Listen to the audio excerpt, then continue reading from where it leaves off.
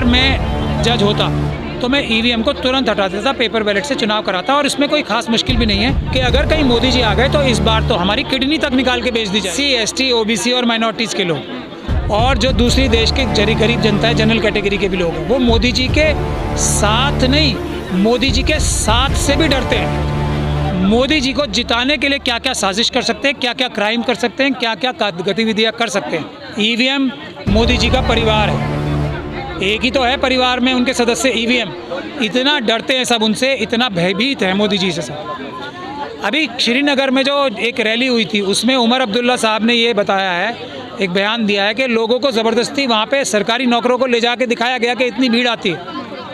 जो इस प्रकार से सरकारी अधिकारियों को ले जाके मोदी जी की रैलियों में दिखाया जा रहा है, तो क्यों दिखाया जा रहा है? ताकि लोगों को लगे कि मोदी जी के समर्थन में लोग हैं, ताकि ईवीएम से चुनाव जीतने की उनकी चोरी और ज़्यादा पकड़ी ना जाए। ये सब काम इसलिए हो रहे हैं क्योंकि मोदी जी को ईवीएम से चुनाव जीतना है, उसको जस्टिफाई करने के लिए, उसका बहाना दिखाने के लिए ये सब कार्यक्रम वो कर रहे हैं। अक्सर मोदी जी पर आरोप लगता है कि विदेश घूमते रहते हैं, लेकिन मोदी जी ने अपील की कि श्रीनगर घूमने आए, बहुत अच्छा जम्मू कश्मीर है, तो यहाँ पर आके टूरिज्म बढ़ाना चाहिए देश की जनता को।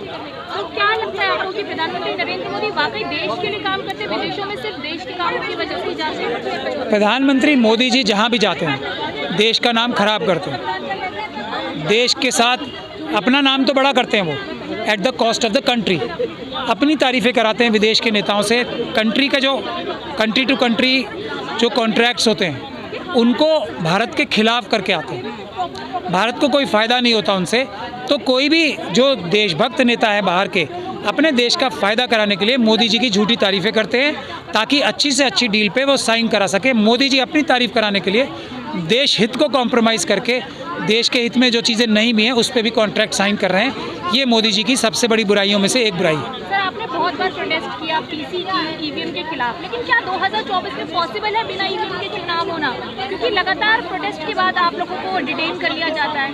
तो क्या लग रहा है आपको, ये प्रोटेस्ट कहीं कामयाब रहेगा या फिर ऐसी 2024 में चुनाव? ये जो सख्त कार्रवाई हमारे खिलाफ कर रहे हैं, अत्याचार दुराचार जो हम लोगों के साथ कर रहे हैं, ये इस बात का सबसे बड़ा सबूत है कि मोदी जी और अमित शाह जी कितना डरे हुए हैं हम लोगों से।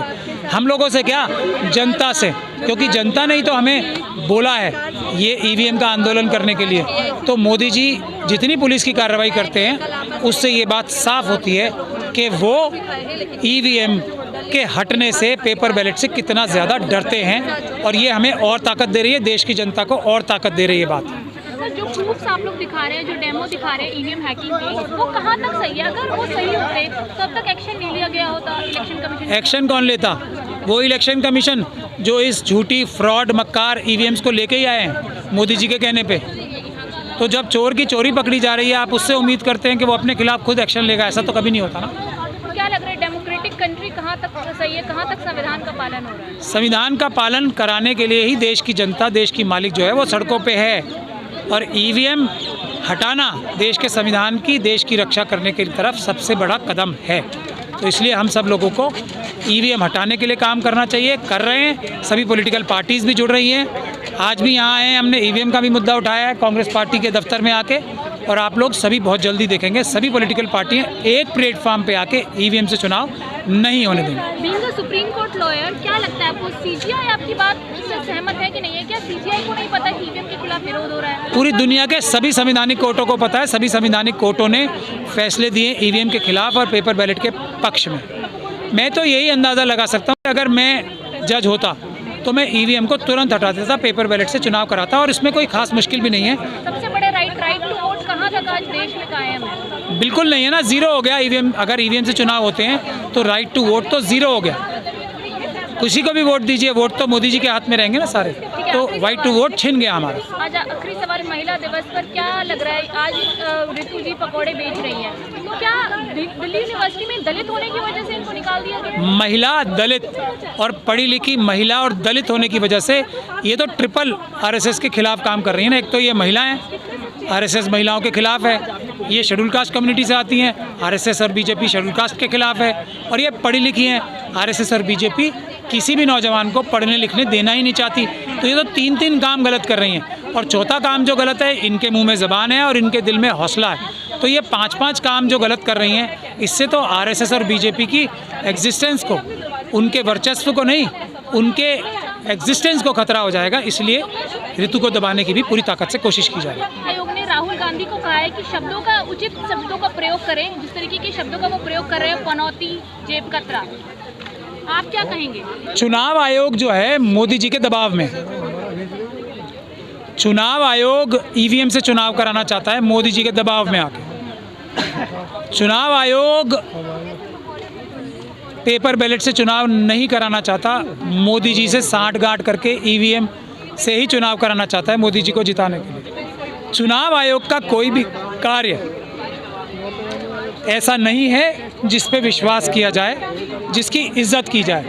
तो इस देश की जनता को एक आम भाषा में चीज़ें समझाने के लिए यदि कोई बात बोली जाती है तो उससे चुनाव आयोग को नाराज़गी क्यों हो रही है? क्योंकि मोदी जी अडानी, अंबानी और अपने जो दूसरे बड़े बड़े लोग हैं ना, जो आम आदमी की भाषा नहीं समझते, आम आदमी की जेब काट के अपनी तिजोरियां भर रहे हैं, उनकी ज़बान समझते हैं। तो जो आम आदमी की ज़बान होती है उसमें जो भी बात समझाई जाती है, उनसे अडानी, अंबानी और मोदी जी को बहुत तकलीफ़ होती है। मोदी जी ने बड़ी मेहनत करके और जो उनका जो टेलीप्रिंटर है उस पर भाषा लोगों से, दूसरे लोगों से लिखवा के पढ़ना जो सीखा है, वो चाहते हैं पूरे देश के जितने भी लोग हैं, नेता हैं, वो इसी प्रकार की प्रणाली अपनाएं।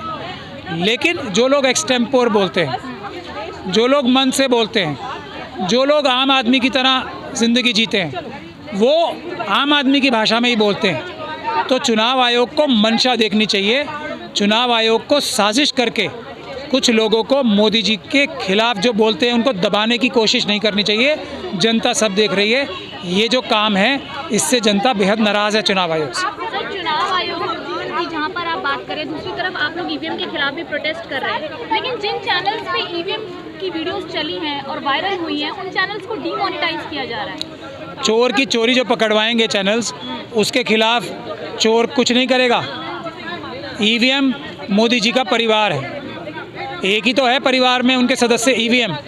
तो ईवीएम बाकी सभी सदस्य उन्हें धोखा दे सकते हैं, उनको पता है। जो लोग अभी अपने ट्विटर हैंडल्स पे लगा रहे हैं ना, मोदी जी को ये भी पता है किसी टाइम पे सबने उन्हें धोखा दिया था और उन्होंने सबको धोखा दिया है। पर ईवीएम एक ऐसी चीज़ है जो मोदी जी को धोखा नहीं दे सकती। तो इसीलिए मोदी जी के परिवार के खिलाफ जो भी बोलेगा, और ईवीएम मोदी जी का परिवार है, उसके खिलाफ वो सख्त से सख्त कार्रवाई करेंगे जो वो कर रहे हैं। सर, आप मोदी जी का परिवार हैं कि नहीं है? मैं अभी बता रहा हूँ आपको, मोदी जी के परिवार में एक ही सदस्य है ईवीएम। मैं ईवीएम का विरोधी हूँ, तो बाकी निष्कर्ष आप खुद ही निकाल लीजिए। मैं किसी भी हालत में, किसी भी कीमत में ईवीएम का समर्थक नहीं हो सकता।